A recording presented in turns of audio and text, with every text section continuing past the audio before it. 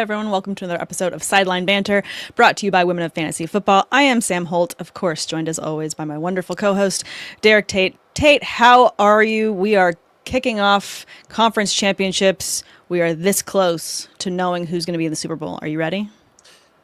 Oh, I'm pretty close to ready.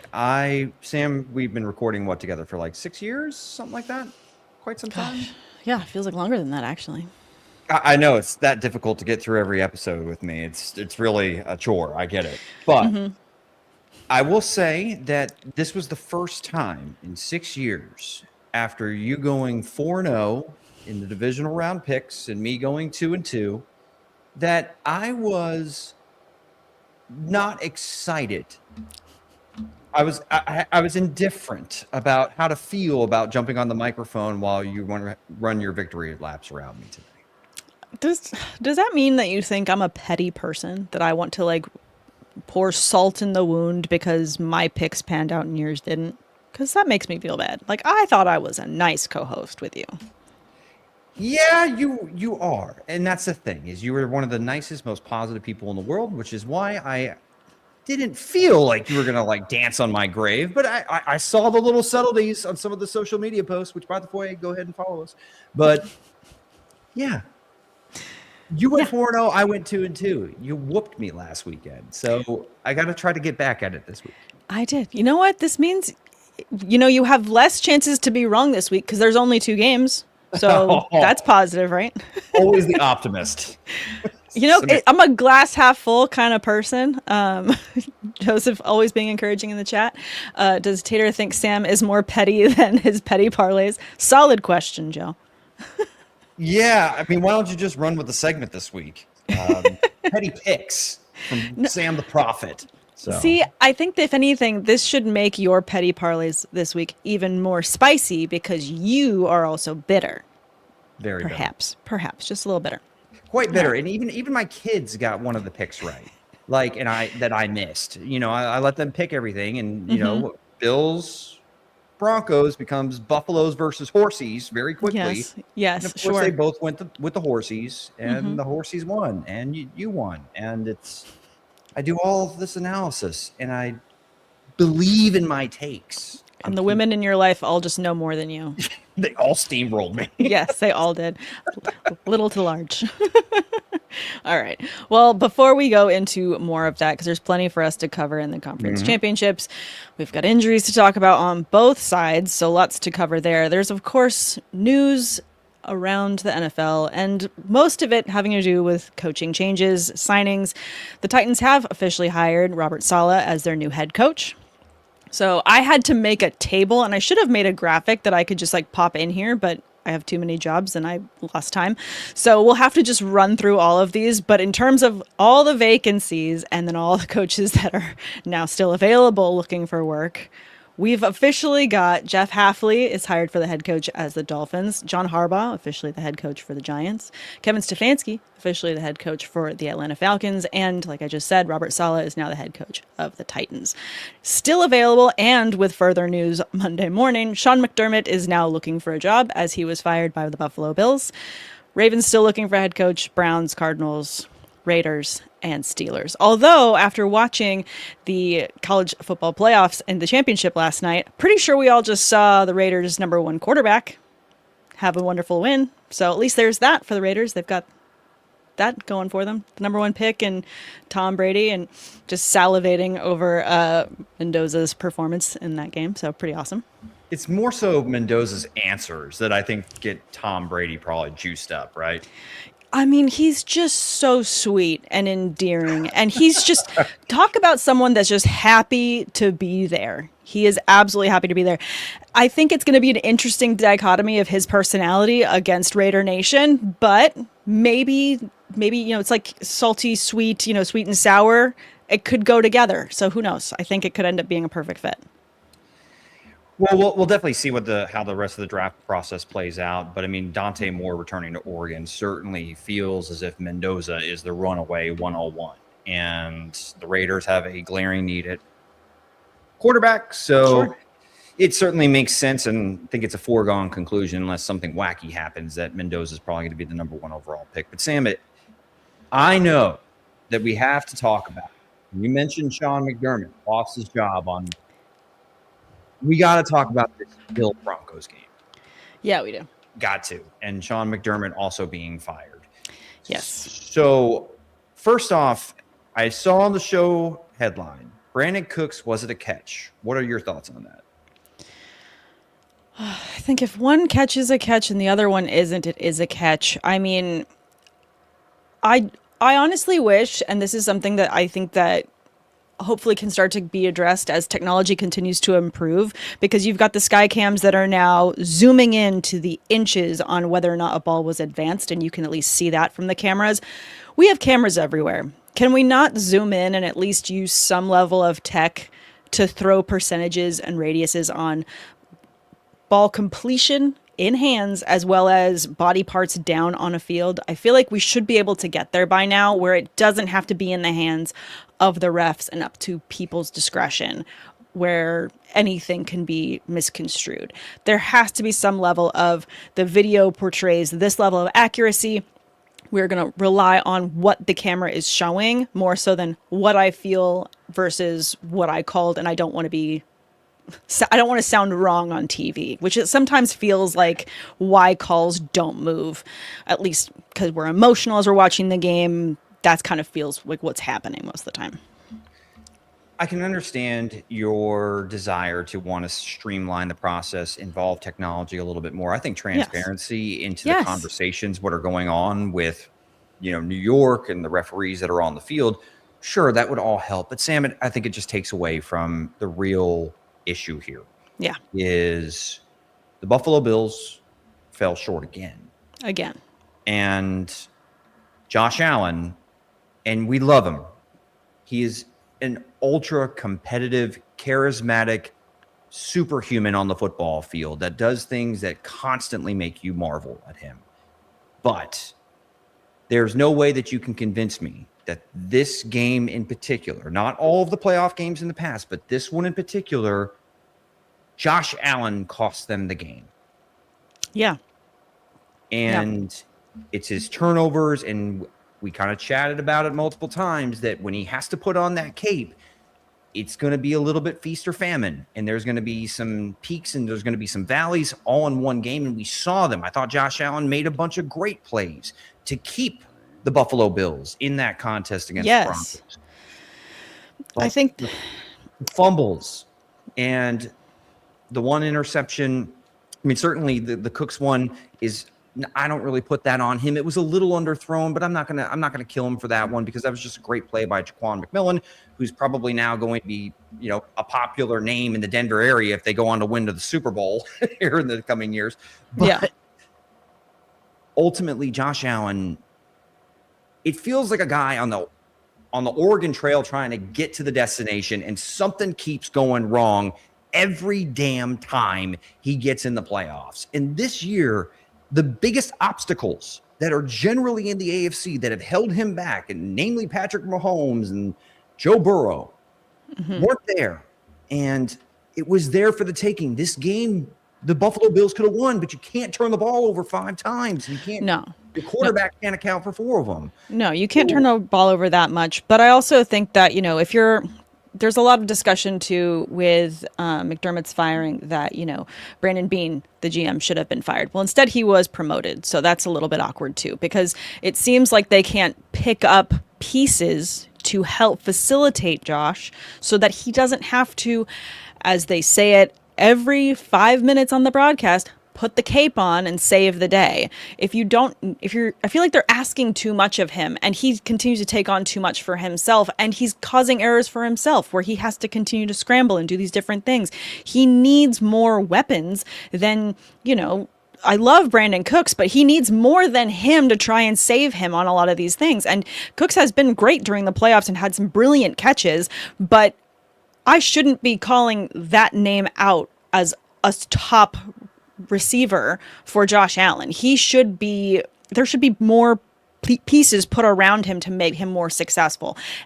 I mean, So to me, like, if you're going to fire the coach, you need to fire the GM, and you need to rework the system, because you're not even putting pieces around your team to be successful. You've only gotten this far because Josh Allen is as talented as he is, and your defense has had moments and there's little bits, but you're kind of just, driving this car with 3 wheels when you should be driving with 4. Well, look, the Buffalo Bills, Sean McDermott was the teacher that made sure the class always got pretty good grades, along with obviously his star student, Josh Allen. Yeah.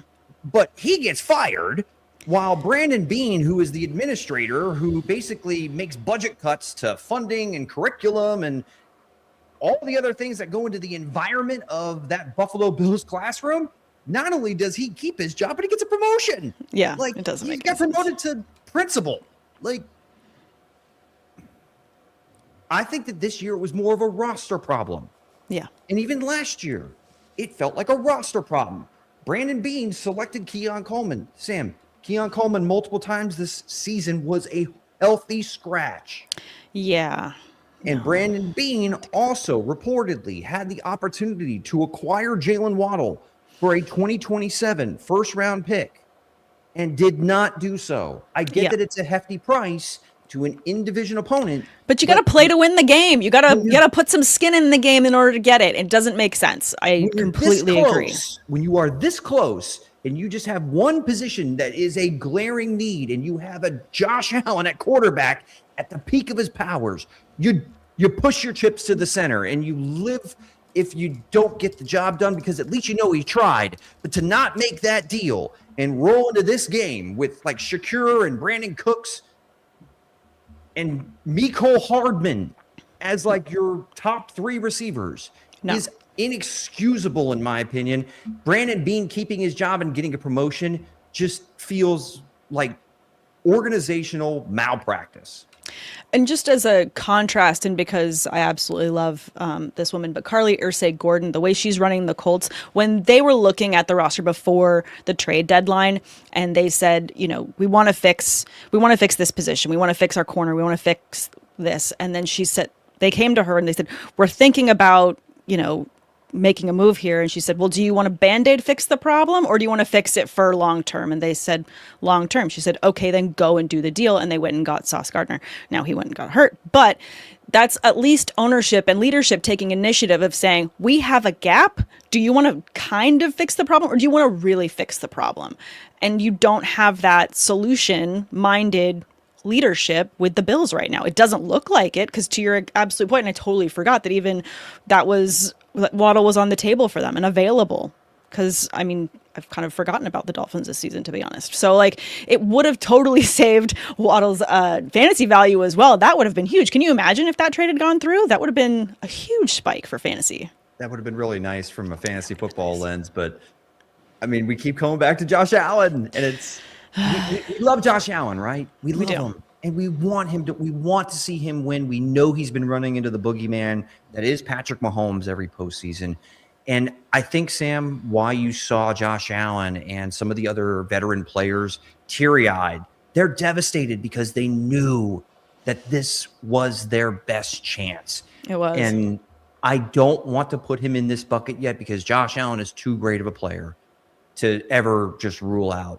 Mm-hmm. But I do think it is very, very, very on the table now that Josh Allen is just going to be one of the players that is an all-time great, a Hall of Famer that just doesn't have that on his resume. I think it's very possible because every year something seems to come up as to why they don't get it done. And at this point, we have enough data to say, well, he hasn't done it yet. And he had a golden opportunity here, and he let it slip through his fingers. And mostly, he was the person that was accountable, which makes it that much more devastating. As a contrast, and on that same subject, if he just continues to go and not win, and we're highlighting ownership and decision-making on different ends that we feel like could be fixing problems for him, Matthew Stafford, when traded to the Rams, went and won a Super Bowl. So with the right staff and with the right support, he was able to go and do it. Now, the Lions had been rebuilding for a long time up until that point. They are still doing a much better job rebuilding under the Dan Campbell era than they have in the past. But Stafford couldn't wait long enough for all of that. And the Rams were in a position where they said, we need to get someone who can get the job done right now. At the time, Jared Goff wasn't doing that for them. And they went and made that move. Is this something, it's like way too hot of a take to say like Josh Allen gets traded or a team tries to trade for him. But is this something where he's going to be with a team for so long that he's the face of the franchise, like Stafford was for the Lions, that they have to have this awkward breakup where he goes and wins somewhere else? I don't think so, because you've seen Josh Allen have so much more success than Matthew Stafford ever did in Detroit. Like, Allen has won an MVP. Stafford is hoping to win one, his first, this season. So I think there, to be no disrespect to Stafford, I do think that there are tiers to this. And Allen just wanted to point it out as like sometimes a new thing, because environment does a lot too. Having the right pieces around you changes a lot, and I do feel like that's part of the conversation. You can also say the same thing. Tom Brady is greatest of all time, but he was able to move from the Patriots to the Bucs and win a Super Bowl. I do think there's something to say about leadership and the organization making moves to show that they're behind a player. Like, even though, the Ravens parted ways with Harbaugh, over the years, they've done so many things to give and try and give opportunities for Lamar to have weapons so he can be successful. Talk about organizations building around your guy. You have Josh Allen, who can run through people, throw a cannon, but you don't want to give him like weapons? Like, that doesn't make any sense to me. Well, it's not just the fact that they haven't gotten him any weapons. It's that Brandon Beane's been a part of the process. So get rid of him. That's the problem. I'm 100% with you, which is why it's like, okay, if you don't think it's working with McDermott and there's a ceiling on him, maybe like there was with Tony Dungy in Tampa Bay, with that that late 90s, early 2000s defense where they just kept getting close, but they couldn't get over the hump with Tony. And you just think, okay, we just need a new guy in here because McDermott, maybe he coaches a little bit tight, right? If you think there's a ceiling with him there, that's fine. But to overlook that Brandon Beane, since his tenure with the Bills, has drafted just 3 Pro Bowlers, James Cook, Josh Allen, and Dawson Knox, if you want to go ahead and count that. Sure. To me, that is an indictment, and certainly worth, if you're going to tear it down and how much winning McDermott has done as the coach with the groceries you've given him. Yes. Like, how does Brandon Beane not be held to the same standard, even though I can make an argument he's done a worse job than McDermott has done? That's all. Yeah. No, I agree. Well, let's quickly go over some of the other games because there were some amazing plays. That one throw from Caleb Williams to Cole Kmet was absolutely wild. The Bears were doing everything they could. And even though I picked the Rams to win, I mean, there was a part of me that was like, I'm not going to be mad if I lose this one because the Bears were just playing so well that game. Despite the really cold, which didn't seem to bother anybody except for everyone else that was watching the game, and that was their life. Well, it's my life right now, kind of, but not quite Chicago cold here in Virginia. But, Sam, that game played out far different than I expected. The Bears defense played their best game of the season. Yeah, they were phenomenal. They showed up. They made Stafford uncomfortable. Really, they didn't get a whole lot going on the ground. Devontae Adams, Sam, was a ghost.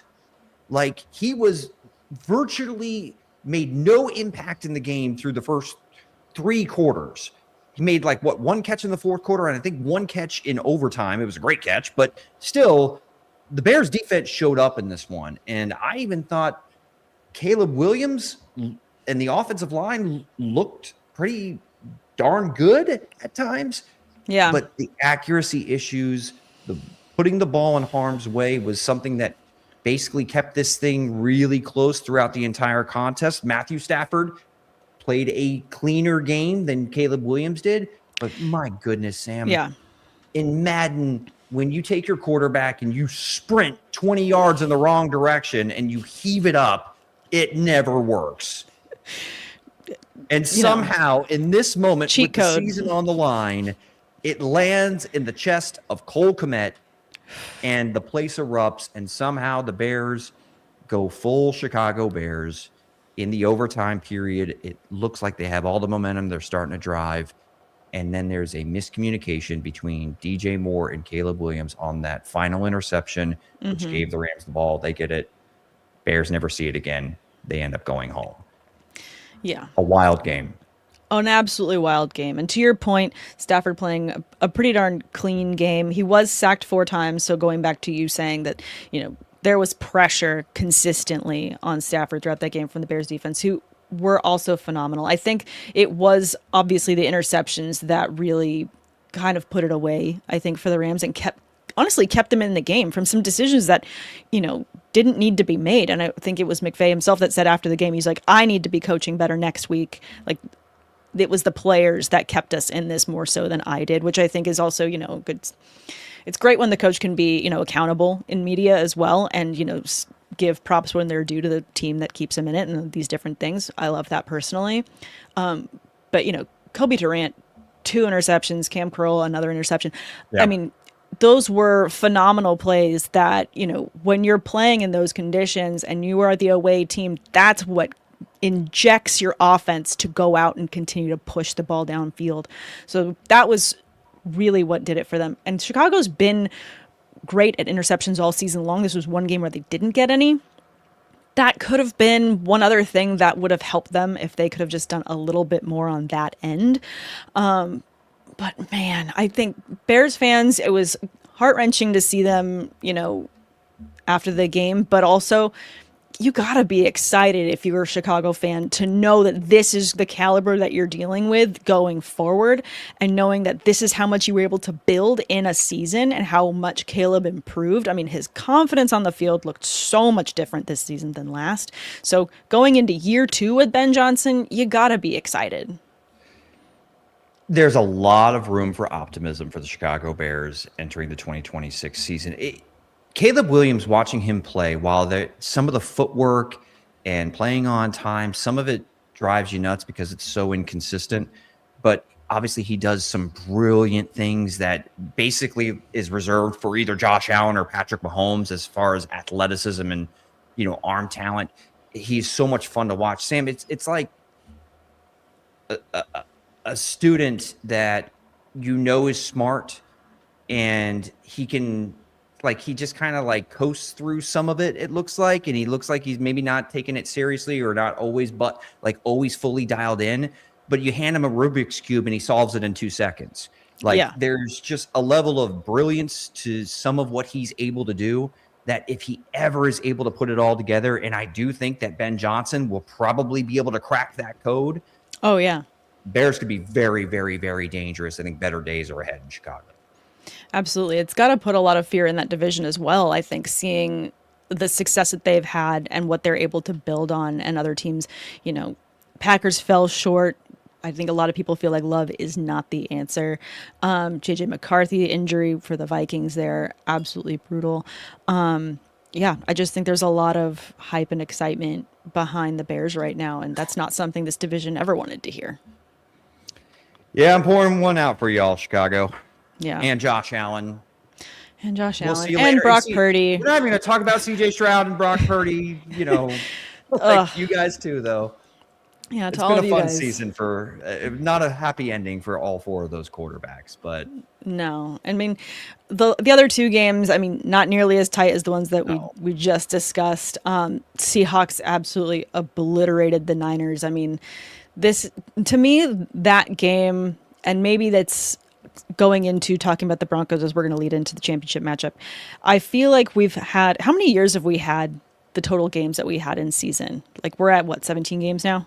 Mm-hmm. So how many years has it been with the 17 game format? And the expanded playoffs. I think it's and been the 3 expanded years. playoffs. 3 years. Do you feel like, we're going to put on the other side of late 30s.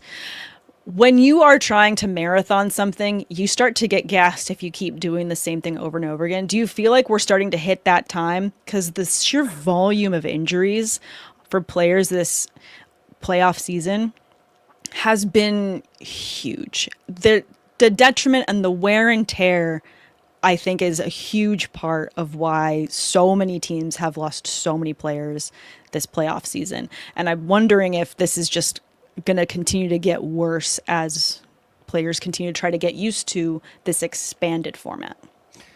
I think attrition's always a part of football. Adding an extra game is always going to just increase the odds that somebody can get hurt. So yeah, I mean, it's not entirely impossible for more of these catastrophic injuries to be more frequent in the modern NFL. So I'm with you. I just don't think that there's really going to be anything that can change it. No, they're not going to go back and shorten the games. It's just something that I thought about where I was like, well, this feels, whenever you're in the moment and there's so many injuries, you're like, this is the most that has ever been because you're in the moment. Right. And part of me is just having that frustration of like, we're asking too much of these players to be putting so much on the line. And we can just go ahead and jump to the Broncos because they will be starting their championship, their AFC championship conference without their quarterback. Bo Nix out, the season-ending broken ankle. The fact that he did you watch the post-game interview a second time with him? Because I did, because I was like, where is this broken ankle? Like, where can I see this moment in his face where he knows? And I don't think that the adrenaline had left his body enough to really know that, besides like, oh, well, that kind of stings a little, that it was going to be as bad as it was once he got to the locker room and had that x-ray. Yeah, he looked a little emotional on the sideline as they were able to kick the game-winning field goal. So maybe he knew something was off. Yeah. But, obviously he finished the game. So there was no reason Walked for us off the to field. believe, right. For Walked us off to the field. believe that anything serious had happened. No. But, yeah, no. It's obviously gut-wrenching, like bittersweet is probably the best word to use for the Denver Broncos. They go to the AFC Championship game. Bo Nix, I thought, played a pretty damn good game, Sam. I mean, he had the one mistake with Deontay Walker, I believe it was, getting the pick as the defensive tackle kind of drops in coverage. Sometimes the quarterback doesn't see that. But, 279 through the air and 3 scores, like against Josh Allen, you'll take that. And it's just it's really sad because it takes a little bit of the anticipation, the excitement out of watching 2 second-year quarterbacks in Bo Nix and Drake May being able to face off in the AFC Championship game. Yeah, well, now we've got Jarrett Stidham to look forward to, which I'm sure that, as a graphic designer, I'm sure the graphics team was like, dang it, we have to throw away all of this work we've been doing to prep for these games. Because that everyone creates things for, if this team wins, we're going to have this ready. So they got to create all new graphics packages. I'm just thinking of the poor graphics designers that have to go in and be like, are we replacing this with Stidham? Or you want me to pick another player? Like, what are we doing? So just part of me is just laughing at that. But, Stidham being in the league for 6 years, he has not played a game for the Broncos this season. Just pulling up the stats, there are none. So we have a very small sample size in terms of what to expect. He played 3 games in 2023. Mm-hmm. Had an interception, threw 2 touchdowns back then. But we really are just not going to know. Is this just going to be riding the vibes on the fact that the Denver defense is as insanely talented as they are, and that's what's going to keep them in this? Or are we about to watch Drake May? Sorry, I'll use his full name. Drake May absolutely destroy the Broncos with what the Patriots have been able to build this season. Sam, since you went 4-0 with your picks last week, I'm going to go ahead and use the Uno reverse card and ask you, and I'll even say, clip it, who do you think and how do you see this one playing out between the New England Patriots and the Denver Broncos? I think this is going to be, I think the Patriots are going to win this one. With the way that this defense kept them in the game against Houston and what that team was able to do despite Houston's defense putting a clinic on May, the pressure that he dealt with all game long, and he just kept getting up. He had mistakes. He definitely had some, but that was a brutal defense that he faced, and he was still able to move the ball downfield. With the running game that they have, the success that they have in so many different ways and facets, I just feel like the number of weapons that Drake May has at his disposal and the fact that he's going to be on the field is going to give the edge to the Patriots, and I think that it's going to be a little bit of an uphill climb at the Mile High Stadium for the Broncos. I don't think you're wrong because I've picked against the New England Patriots 2 weeks in a row. and 2 weeks in a row, I've come up empty.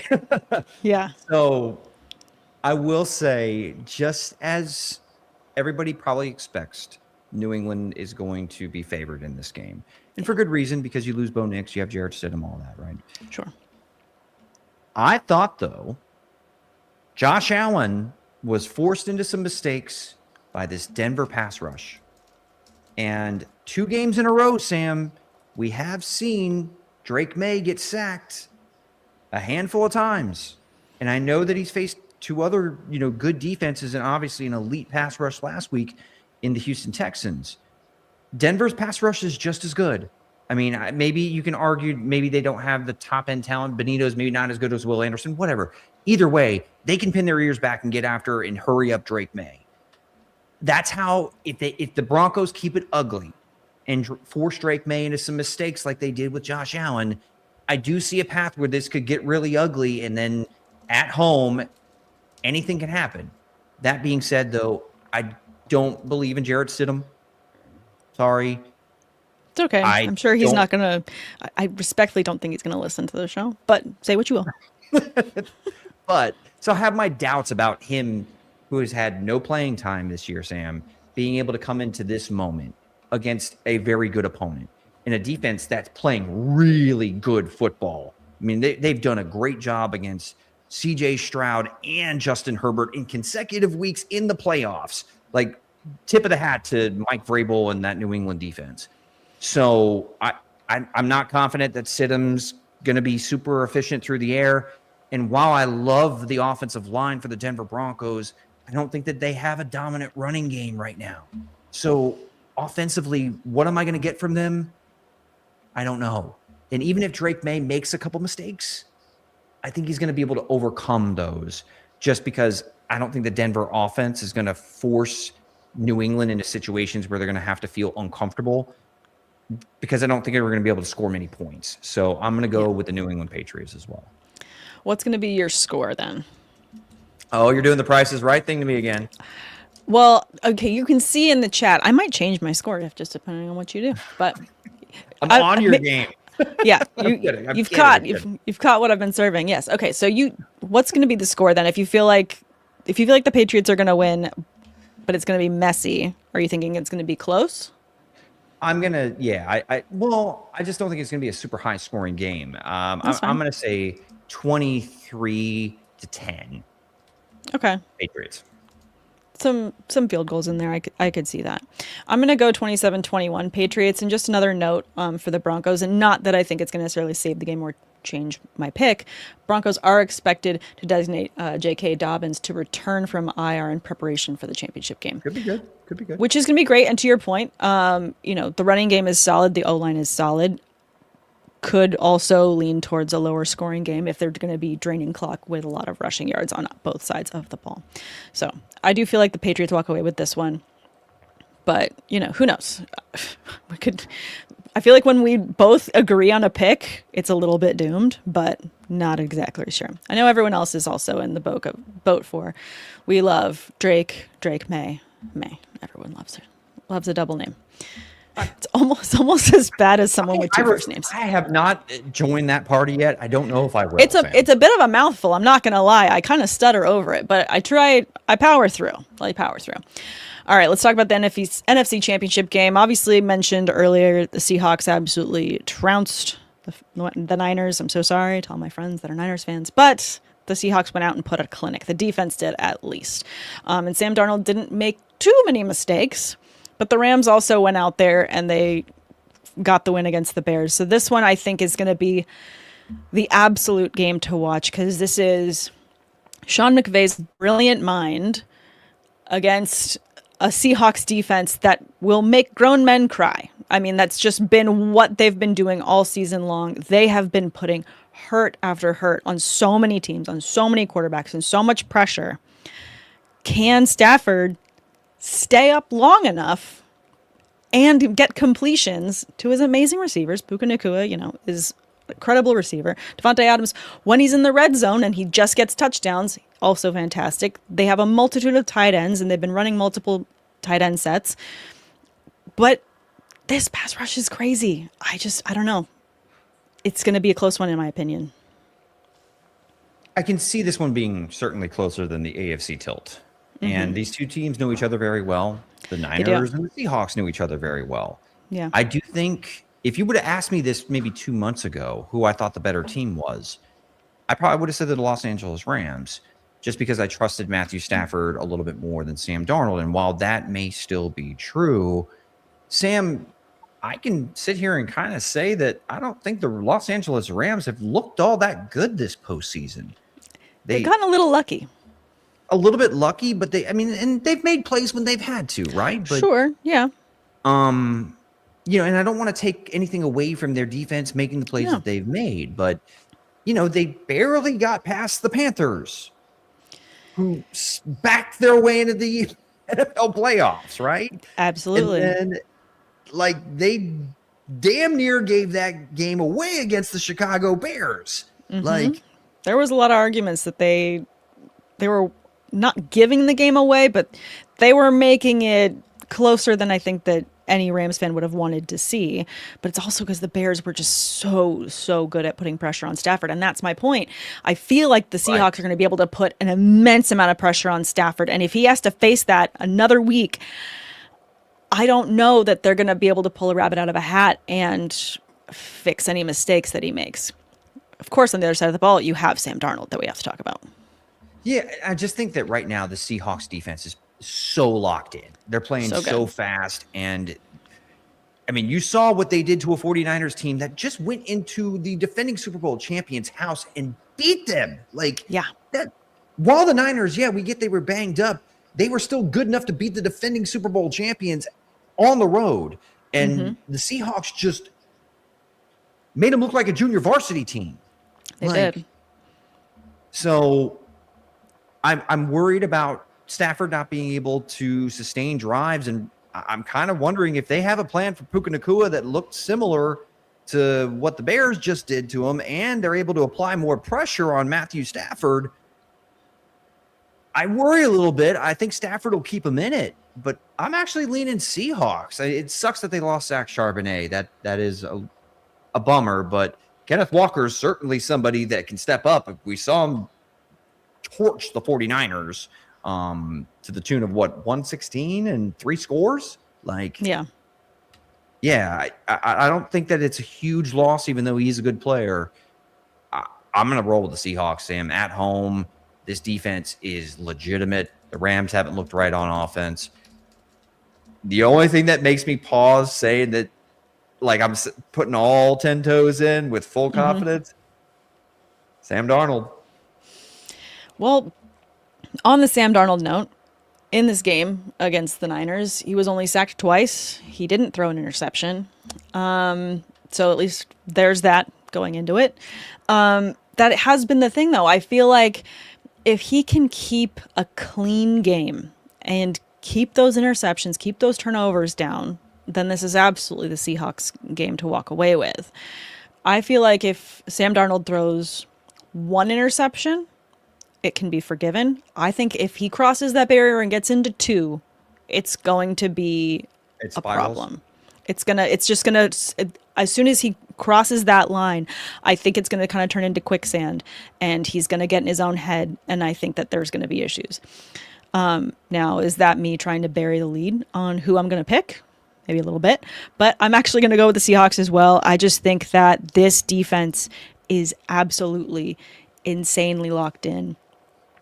They're able to do some brilliant things, and we've watched so many other teams go to a Super Bowl with a defense as strong as this one and an offense that can get things done. When he can make those connections to Jackson Smith and Jigba, when that running game can get going, which, by the way, they also lost Zach Charbonnet in this one, so it's going to be Kenneth Walker this weekend.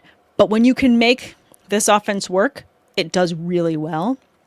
This is also going to be a tough away game for the Rams in Seattle. I do feel like the Legion of Boom is going to be loud in this one. I just think that this defense is too good to bet against. I don't want to bet against the Seahawks at this moment. I'd rather bet against the Rams than the Seahawks. So I'm going to take the Seahawks.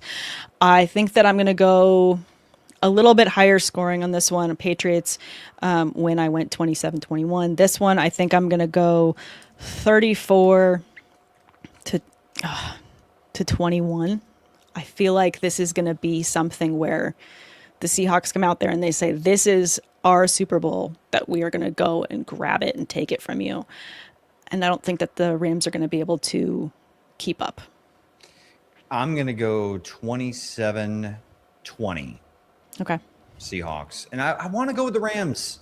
Tyler Higbee, love you. Matthew Stafford, MVP season. I'm pulling for the Rams. Yeah. Just because I feel like this is Stafford's like last best good chance, because we don't know what next year brings. Sure. But yeah, I just want nothing to do with betting against that Seattle defense right now. Yeah. What do you think our odds are of seeing this Patriots Seahawks Super Bowl, just with how we've picked it? What are the odds? I mean, yeah. So that would mean we would have Mike Vrabel versus Mike McDonald, right? It's the Mike and Mike. Because this weekend we've got Sean versus Mike and Sean versus Mike, which is also pretty funny. Really weird how that worked out. I know. It's crazy. Really weird. Yeah. But it's also interesting to me, too, that this is a potential that we could see 2 number 1 seeds going to the Super Bowl if it was Broncos Seahawks. But honestly, it would be hard pressed to pick the Patriots if the Broncos had Bo Nix. I just think that's what kind of takes it away. But let's leave that off in the end. And wait, we've got a comment here really quick I want to get to before we go into petty parlays. This one saying, remember when Tom Brady led Pat's dynasty started? It started with a win over the Rams. Guess who Drake May could end up playing? There is a lot of potential. There's a lot of like witchcraft happening with this coming Super Bowl. I could see it. History repeats itself type of thing. The prophecy. Yeah, I could see a little bit of that. Now, I mean, one thing too with Stafford's previous Super Bowl, right? He survived a furious Tom Brady comeback in that 2022 divisional round game. He did. And it felt like all the momentum was with the Tampa Bay Buccaneers, and he was able to, hit Cooper Kupp and get into field goal range and win the game, right? And then Caleb Williams launches and hits this haymaker at the very end of the game to tie it, and they get off the mat, they get off the floor, they survive that one, and they end up going on and winning the Super Bowl. So I still think that the Rams have plenty of juice and they can certainly win this game. But yeah, there are some things, Sam, that maybe the New England Patriots have struck lightning in a bottle twice, and it feels really unfair to the rest of the NFL. It's not fair. It's not fair. I'm still waiting, but I'll leave my Steelers fandom to the side. This comment from Joe is pretty amazing, though. A positive thing to look at going into this weekend, Tate. As Joe puts it, at least you guys choosing the same picks this week. There is no way Sam can rub it in your face, Tater, if she sweeps this week. Joe, you cracked my code. As long as I just pick the same teams as Sam, there's no way that I can lose against her. So I learned from my lessons. I'm rolling with Sam. So yeah, it's just everyone always just lean with me. I won't steer you wrong.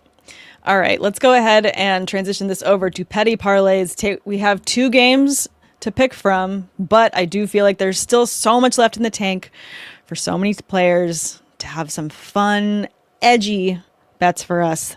That petty edge. So let's go ahead and kick off those petty parlays.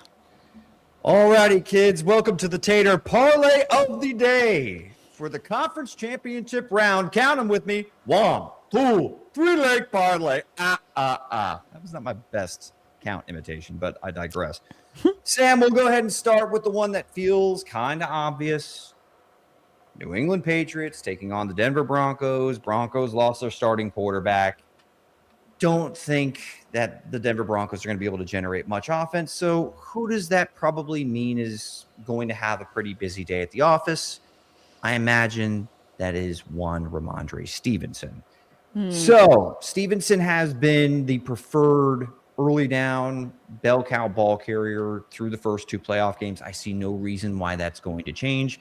And while this Denver defense is stout, they did give up over 100 yards rushing to James Cook against the Buffalo Bills. And if their offense can't stay on the field, there is the potential for this Patriots offensive line to really start leaning on that defense over really in the second half is where I could see it potentially getting a little bit ugly. So give me 80 yards rushing and a rushing score for Ramondre Stevenson as the first petty parlay of the conference championship round. Tell me, am I crazy? No, I don't think that's crazy. I mean, the Patriots have been leaning really hard on this running game. I do feel like, again, this Broncos defense is incredibly stout, but I do feel like this is absolutely a bet that can pay out. So we will move on to the NFC Championship game. And this one I feel is going to be a little bit more competitive, and we both have kind of semi-close scores for this contest. But one thing that is for sure is that Zach Charbonnet already mentioned that he has torn his ACL. He's going to be out indefinitely. We wish him a speedy recovery, but that just means probably an expanded and feature role for Kenneth Walker III. And he's fresh off of a 116-yard rushing performance with 3 rushing touchdowns. Also, last time these two teams, the Rams and the Seahawks, faced off, Kenneth Walker had 100 rushing yards and a score. And he even scored in the previous matchup before that. I think he only had 67 yards rushing, but also found the end zone in both contests. So I am going to go with Kenneth Walker, 2 rushing touchdowns in this contest because he doesn't have to split any of that work with Zach Charbonnet. And I'm going to go a little bit more modest on the line. I'm going to go 80 yards rushing, but 80 rushing yards and 2 scores for Kenneth Walker in this contest. Am I crazy? No, I don't think so. And I think that if the Seahawks get in close, it's absolutely going to be an opportunity for Walker to run it in. I think that's very realistic. I'm excited for this last one, though, because I feel like there's a solid petty edge to this last player that I'm seeing in the notes. Yeah, Sam, we have to always try to slip in a petty narrative line. If you will. Like the drama. Yeah. Give me the tea. Because there's tea with this one. There isn't not. There's a little bit of tea with this one. And this past offseason, we've already kind of talked about Cooper Kupp. Let go. They brought in and paid Davante Adams. Mm-hmm. Adams had an outstanding season and looked better than Cooper Kupp. The thing is that Cooper Kupp's going up against his former team in this big matchup with his new team. And you think that what better way to potentially prove a point that, hey, you guys made a mistake bringing in Davante Adams and letting me go, right? Former Triple Crown winner at the receiver position in 2021. Yeah. Go ahead. I'm not projecting a throwback Cooper Kupp performance, but I do think he's going to be involved in this contest and solid and a reliable check down option if they decide to go ahead and roll coverage over to JSN to kind of limit his impact. So give me 4 receptions, over 50 yards receiving, and a receiving score, Sam. Ooh.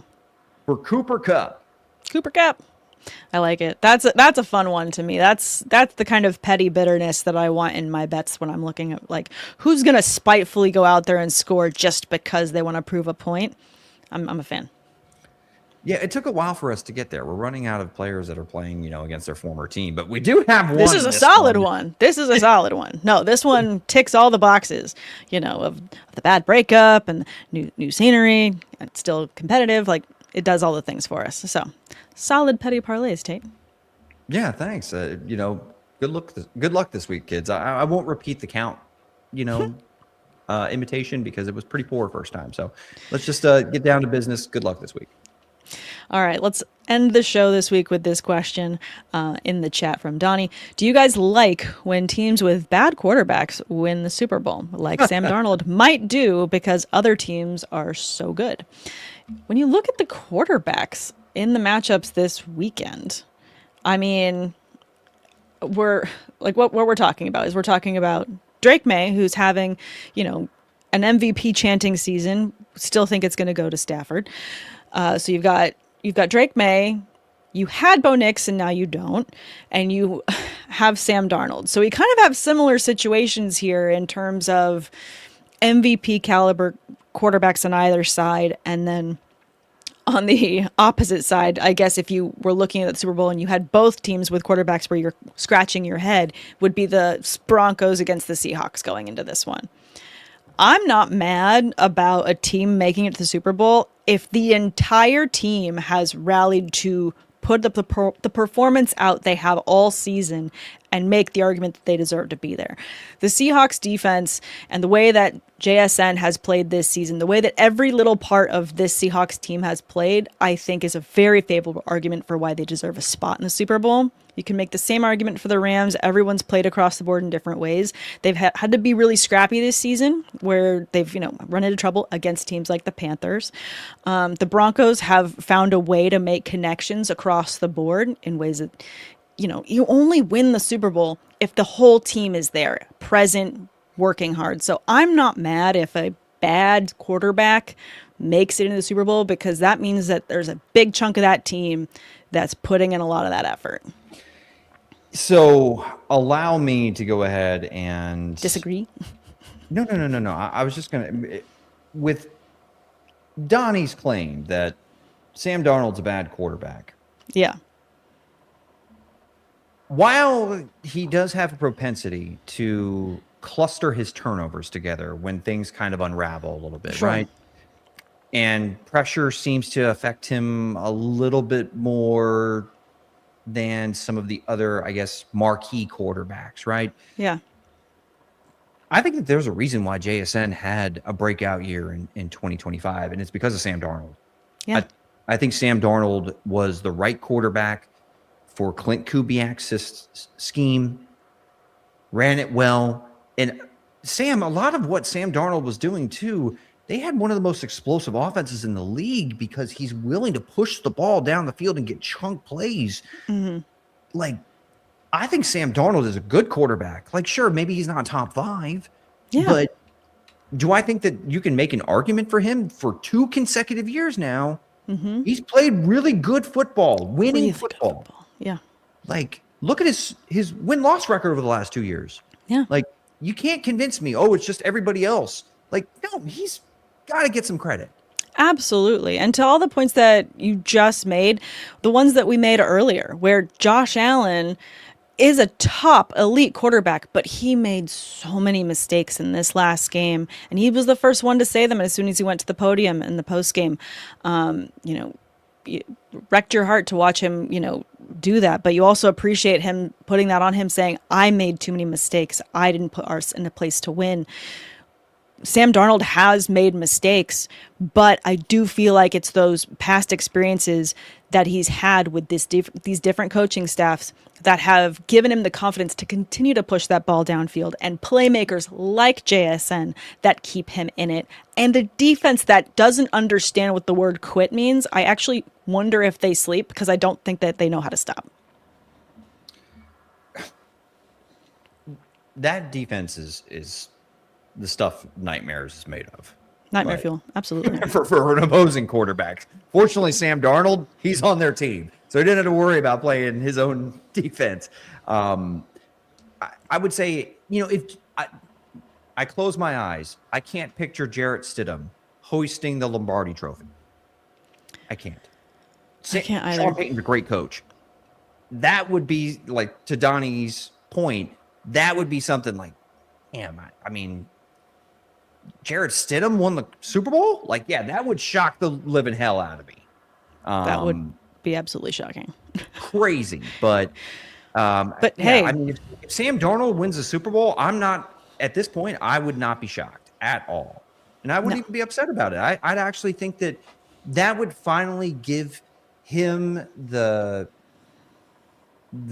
resume to potentially finally start silencing some of those haters who are doing everything they can to invalidate his success in Seattle and Minnesota.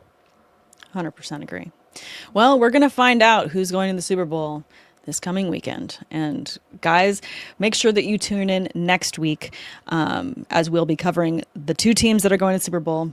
But even more exciting, and a little bit of a brag, sorry, Tate, but I'll be going to Super Bowl Media Week again for my 3rd time, thanks to Women of Fantasy Football. Very excited. Myself, Kelly, Renee, Rosalie Michaels, we're all going to be going out and we'll be covering Super Bowl Media Week. We'll be going to all the pressers, asking as many questions as we can of the players. So make sure that you like, subscribe, follow, comment, at me on Twitter, at any of the other girls that you see going on Twitter, so we can get those questions that you have asked and answered by the players in person. And what's really, really fun is the Pro Bowl will also be in San Francisco. So fingers crossed I can sneak my way in there too and see if I can get some questions asked of those players that are going to be attending the Pro Bowl and playing in it. Some flag football. Going to be exciting stuff. Yeah, I'm a little bit jealous. Yes. I got to cover a Super Bowl once upon a time, though. So, I'm not going to be greedy. It's okay. No. If you have questions you need me to ask, I just text them away. You I'll know text that I 100%. I'll let you know as soon as I'm going to the different pressers, because every team has their own and they're all separated. And then they have the Monday night kickoff where you see everyone across the field. You let me know. You find me a random player. You give me a random stat, because that's what they love. They love it when you go to them with a question they haven't heard before. It is incredibly fun when you can surprise a player and just bring them a reference that they hadn't seen before. Mekhi Becton, I got to ask him a question last one where I was asking him about his time at Louisville, because my brother went there, so I got to watch him while he was playing there. And as soon as I said Louisville, his eyes lit up. He was so excited to talk about that team, his time there, his experience. So any random facts, and I know you're an amazing researcher, you got any good ones, I will go ahead and ask those questions for you. Challenge accepted. Yeah, give me something random and weird, and I will go bright-eyed and ask that weird question of that player, and you will get that video. I guarantee it. Appreciate you. Of course. All right, guys, make sure you like, subscribe, follow. Again, big thanks to Women of Fantasy Football and Club Fantasy for hosting Sideline Banter. We really appreciate them. And we will see you guys next week as we preview the Super Bowl. Have a good one.